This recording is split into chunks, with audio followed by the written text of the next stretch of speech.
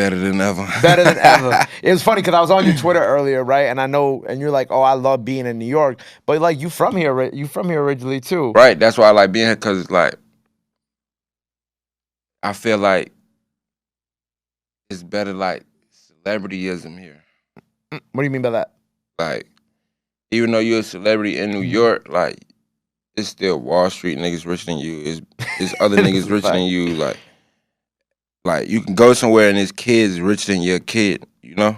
But it's like, so they treat it regular here. Like everybody looking. It's not treated regular, but it's not treated, you know? I can walk on the street and go get some food without. And they treat you like a regular person.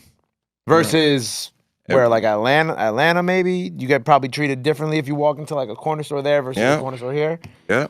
How would they, if you compare New York to Atlanta, and you walked into like, they got regular corner stores in Atlanta. If you walked into like an Atlanta like corner store, deli, whatever, how would they treat you like compared to like a New York corner store, like around the block here, where we at?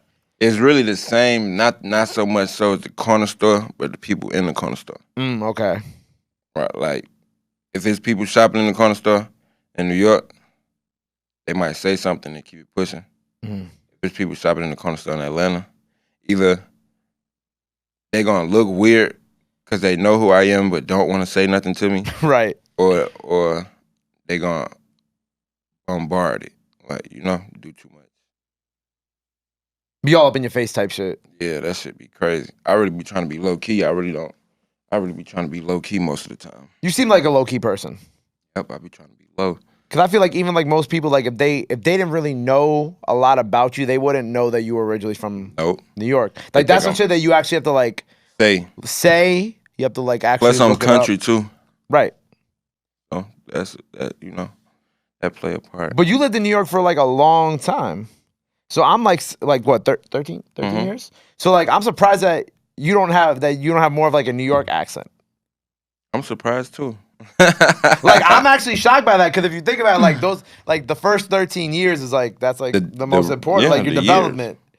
So like when you, and where did you move after New York? You didn't move right to Atlanta. You moved to Birmingham, Alabama. You moved to Alabama, and then you moved to Atlanta. So it's like I'm shocked that you don't have like any type of, maybe as we talk I'm gonna hear like the little hints of like the New York accent. A little bit. But like I'm shocked that like you don't have more of an accent, New York accent. Me too though. But I think it sound good in my music. It definitely do.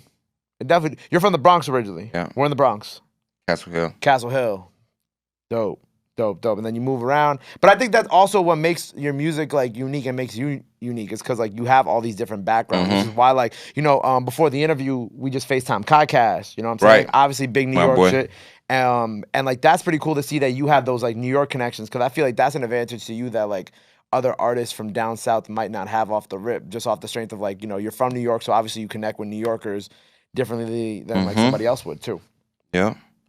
Call my boy, I'd rather like, I just know how to adapt when I move around anyways. So it just be better off. This is like some, you know, like million, I guess. I know though, but